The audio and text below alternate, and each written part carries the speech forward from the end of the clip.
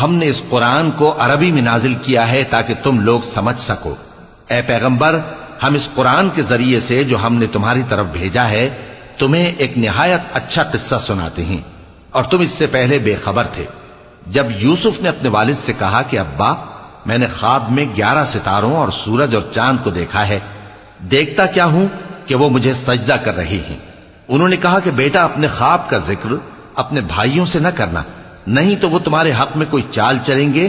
کچھ شک نہیں کہ شیطان انسان کا کھلا دشمن ہے، اور اسی طرح اللہ تمہیں برگزیدہ و ممتاز کرے گا اور خواب کی باتوں کی تعبیر کا علم سکھائے گا، اور جس طرح اس نے اپنی نعمت پہلے تمہارے دادا پر دادا ابراہیم اور اسحاق پر پوری کی تھی، اسی طرح تم پر اور اولاد یعقوب پر پوری کرے گا۔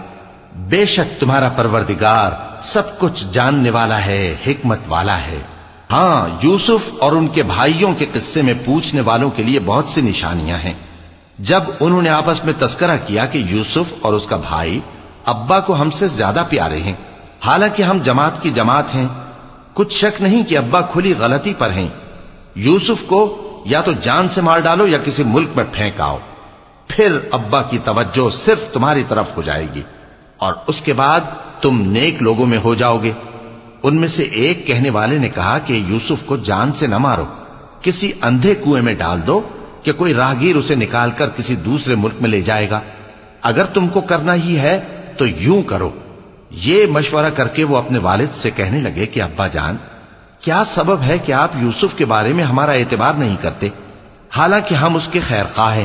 کل اسے ہمارے ساتھ بھیج دیجئے کہ خوب میوے کھائے اور کھیلے کودے، ہم اس کے نگہبان ہیں۔ انہوں نے کہا کہ یہ امر مجھے غمناک کیے دیتا ہے کہ تم اسے لے جاؤ، یعنی وہ مجھ سے جدا ہو جائے، اور مجھے یہ بھی خوف ہے کہ تم کھیل میں اس سے غافل ہو جاؤ اور اسے بھیڑیا کھا جائے۔ وہ کہنے لگے کہ اگر ہماری موجودگی میں کہ ہم ایک طاقتور جماعت ہیں اسے بھیڑیا کھا گیا تو ہم بڑے نقصان میں پڑ گئے۔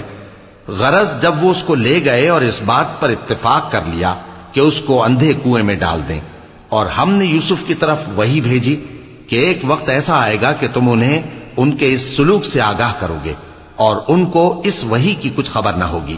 اور یہ حرکت کر کے وہ رات کے وقت باپ کے پاس روتے ہوئے آئے، کہنے لگے کہ ابا جان، ہم تو دوڑنے اور ایک دوسرے سے آگے نکلنے میں مصروف ہو گئے اور یوسف کو اپنے اسباب کے پاس چھوڑ گئے تو اسے بھیڑیا کھا گیا، اور آپ ہماری بات کو گو ہم سچ ہی کہتے ہیں باور نہیں کریں گے، اور ان کے کرتے پر جھوٹ موٹ کا لہو بھی لگا لائے۔ یعقوب نے کہا کہ یوں نہیں ہے، بلکہ تم اپنے دل سے یہ بات بنا لائے ہو۔ اچھا، صبر کہ وہی خوب ہے، اور جو تم بیان کرتے ہو اس کے بارے میں اللہ ہی سے مدد چاہیے۔ اور اب اللہ کی شان دیکھو کہ اس کنویں کے قریب ایک قافلہ آوارد ہوا اور انہوں نے پانی کے لیے اپنا سقا بھیجا، تو اس نے کنویں میں ڈول لٹکایا، یوسف اس سے لٹک گئے۔ وہ بولا، زہے قسمت، یہ تو ایک لڑکا ہے، اور اس کو قیمتی سرمایہ سمجھ کر چھپا لیا۔ اور جو کچھ وہ کرتے تھے اللہ کو خوب معلوم تھا، اور انہوں نے اس کو تھوڑی سی قیمت یعنی معدود چند درہموں پر بیچ ڈالا، اور وہ اس سے بیزار ہو رہے تھے۔ اور مصر میں جس شخص نے اس کو خریدا، اس نے اپنی بیوی سے جس کا نام زلیخا تھا کہا کہ اس کو عزت و اکرام سے رکھو، عجب نہیں کہ یہ ہمیں فائدہ دے یا ہم اسے بیٹا بنا لیں۔ اس طرح ہم نے یوسف کو سرزمین مصر میں جگہ دی، اور غرض یہ تھی کہ ہم ان کو خواب کی باتوں کی تعبیر سکھائیں، اور اللہ اپنے کام پر غالب ہے لیکن اکثر لوگ نہیں جانتے۔ اور جب وہ اپنی جوانی کو پہنچے تو ہم نے ان کو دانائی اور علم عطا کیا، اور نیکوکاروں کو ہم اسی طرح بدلہ دیا کرتے ہیں۔ اور جس عورت کے گھر میں وہ رہتے تھے اس نے ان کو اپنی طرف مائل کرنا چاہا، اور دروازے بند کر کے کہنے لگی، یوسف جلدی آؤ۔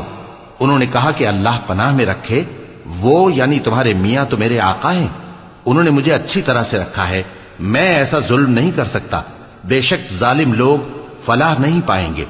اور اس عورت نے ان کا قصد کیا اور انہوں نے اس کا قصد کیا۔ اگر وہ اپنے پروردگار کی نشانی نہ دیکھتے تو جو ہوتا سو ہوتا۔ یوں اس لیے کیا گیا کہ ہم ان سے برائی اور بے حیائی کو